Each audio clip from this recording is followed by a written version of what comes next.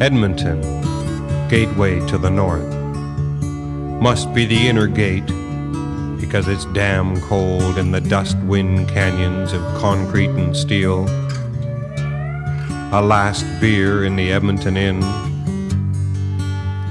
Lifting off in a Boeing 737 from the industrial in-town airport.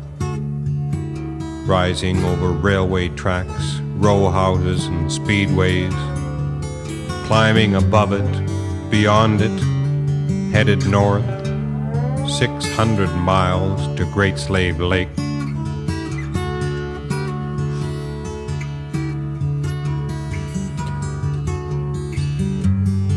Yellowknife, Sunday afternoon.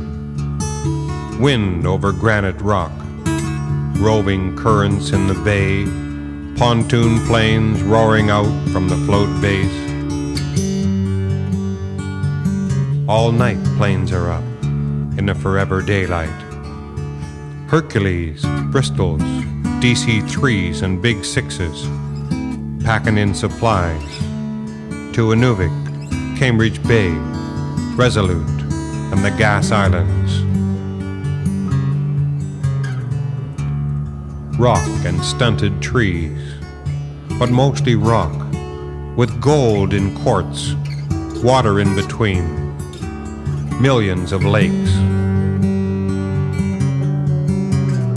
Dog-rib people buzzing home by kicker-powered canoe across the Green Lake after a big-time Saturday night in town.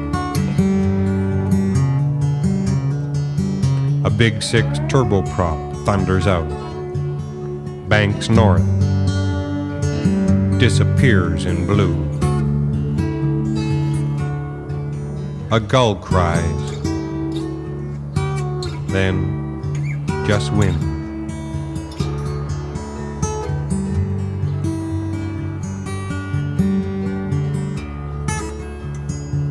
In the air again, drinking rum and coke at 30,000 feet, the pilot says. North, over miniature lakes and pretend rivers. North and a little east. Over the tree line, the Arctic Circle, the distance, the space my mind can't seem to grasp, to whomp down on a gravel strip on Victoria Island.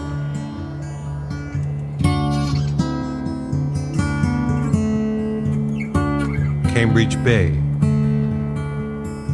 sitting on a rock, boots in the Arctic Ocean, trying to get my head around all this, as float planes, heavy with fresh fish, tip, drop, slip to the black water in the yellow slant of midnight light, and canoes wrap by through the dark, frothed on the top waves. And later the bay, at 2 a.m,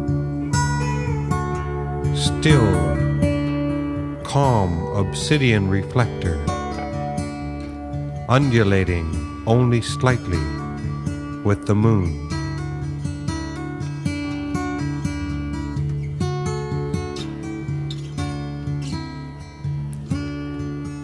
Slapping across the water in a twin otter on floats, small, powerful workhorse of the north.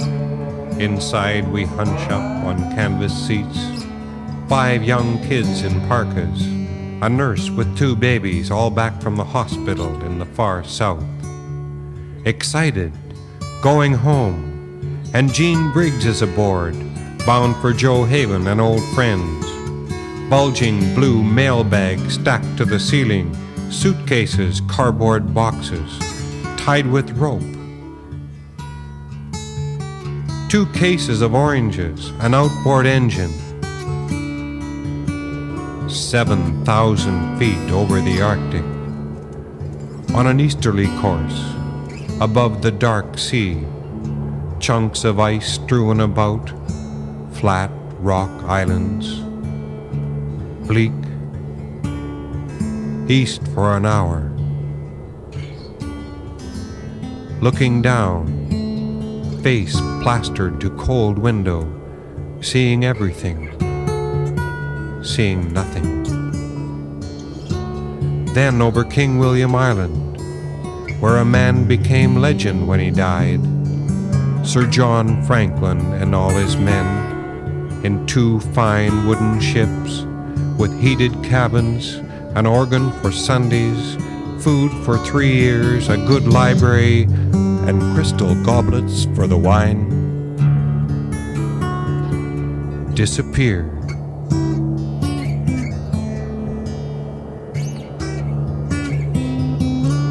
East over James Ross Strait, land on the horizon, Boothia Peninsula, plane losing altitude, dropping to a small bay where houses cling like oysters to the dark shore rocks, and we hit the water, roar to a stop, having arrived amid images too fast to grasp at the time, but remember one from George's front window, watching all the women in white packing parkas and the kids throwing rocks at a pop can on a boulder, laughing and pitching rocks, and I remember thinking, some kind of movie.